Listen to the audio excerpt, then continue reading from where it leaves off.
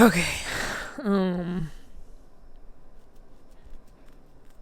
didn't just wake up, but it is morning time. It's like 7 a.m. still. But I wanted to get on here and talk to you guys just kind of things that have been going on with me, and then kind of elaborate because my brain's kind of moving and I feel like I need to spill my thoughts out. So I have a cat, and he's been going through this, I don't even know what you would like to call it, but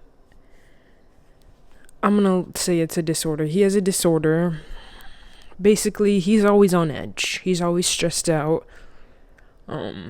He always thinks he's gonna die. You know, he's an anxious boy. And because of that, it's causing him to, like, pee around the house. And it's just causing stress to him, and that stress is appearing, like, in his body. He has a bladder issue right now. And it's all connected.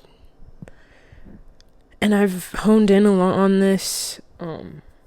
It's important to me that he's not my actual kid, but it's important to me to be a good parent and owner of anything. Like, it doesn't matter what it is. I just want to be the best at it.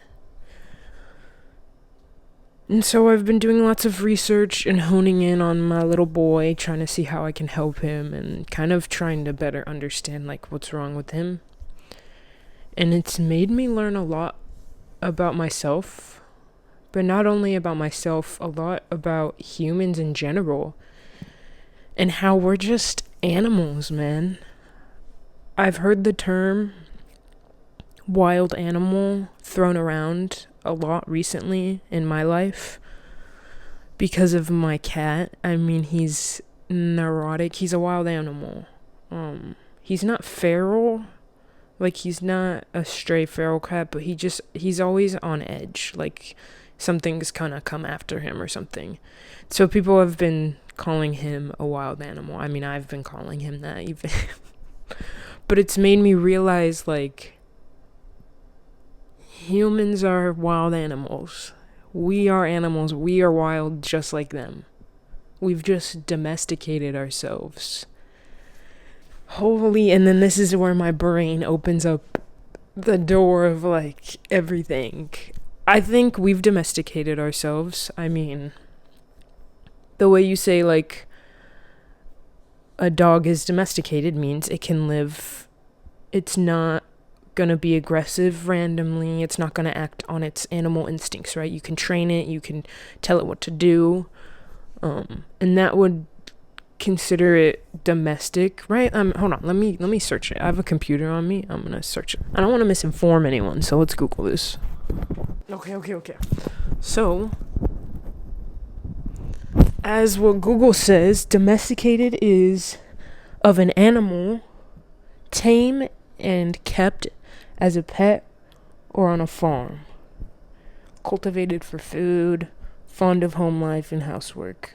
So, like, we're not pets, but are we not pets to ourselves? Like, we've created this, like, life. Hold on, let me readjust this. Humans have domesticated themselves. And it makes me realize, I mean, I can't tell you this is all a fact. This is just, like, my theory. Like, if I was, like, an environmental scientist, this is my theory. This is my thesis. I think humans have domesticated themselves, like, to live in societies, to live in communities, like, to sleep in beds and poop in bathrooms, to eat at the dinner table and, you know, be quiet in libraries. Like, this isn't something that's just, like, this doesn't just exist. This is something we've created. We've domesticated ourselves. And I don't think there's anything wrong with that. Inherently, I think it's amazing to see what humans can do under domestication. I mean, we have achieved so much. Humans have achieved so much, and it's very beautiful. So I'm not against domestication, but it's made me realize everything has pros and cons. So if there are pros, what are the cons? So I've thought a lot about that. um I've put a lot of time into thinking about like mental illness and how maybe mental illness is an outcome of domestication. Like if we lived like wild animals, like if we did what all the other animals were doing and just kind of survived out there, I think we would have far less mental illness. I don't know. I don't know every mental illness in the world, so I can't speak on every mental illness, but I feel like there's a lot of, like, a few mental illnesses that, like, anxiety disorder, for instance. Anxiety is the body's response to, like, your environment, right? So if you were walking in the forest and you saw like a bear, right? You're gonna feel your heartbeat will rise, go faster, whatever the fuck. Maybe you might feel sweaty, the hair on your arms might stand up. That's all your emotional, that's an emotional response, and that can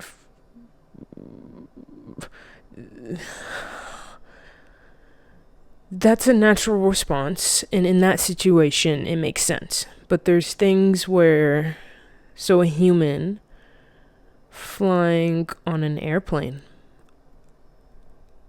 I think for the most part you are pretty safe flying on an airplane. Not to say there haven't been crashes, but I think the chances of that are low. So when your body responds to the airplane as if it's a threat, that it's dangerous, like there's nothing you can do about it, because it's your body naturally responding to its environment. And then that's where anxiety can come in, when you reinforce that emotional response. But the thing is, if we weren't domesticated, we wouldn't be put in those specific situations, right? Like I wouldn't be on an airplane. We'd still experience like danger and things like that. But in the instance with the bear, that's very reasonable to be scared towards that and to have anxiety. And so I think being domesticated can bring forth more non-reasonable anxious feelings or anxious emotions, more emotional responses. Like, dude, my body every day reacts to something as if it's in danger every day. And it's like, realistically, I'm not. Like, what am I in danger from? But why does that happen every day? Like, in my day-to-day, not to say I haven't ran into any danger in my life, but my day-to-day, my normal day-to-day, like, I'm not really getting into danger. But why is it that almost every day my body feels some sort of emotional response as if I am in danger? And that, like, just makes me like wonder, like, dude, should we even like be doing this, like domesticating ourselves? Because I'm just one person that experiences what I go through, but I know that there's so many other people experiencing the same thing and at even worse rates. And it's because, like, we're not technically meant to be here. Like, we're not technically meant to be doing this, if that makes sense. And so I think that's something that should be talked about more and looked into. Like, the fact that we're not... What happens to the human when we put ourselves into domestication? I think that's such an important question we could be asking ourselves, because I think it brings on far more issues than we really realize or really think about. Like, I think it causes more issues than we think. So that's something I kind of wanted to come on here and talk about, because I just kind of had an epiphany with my cat.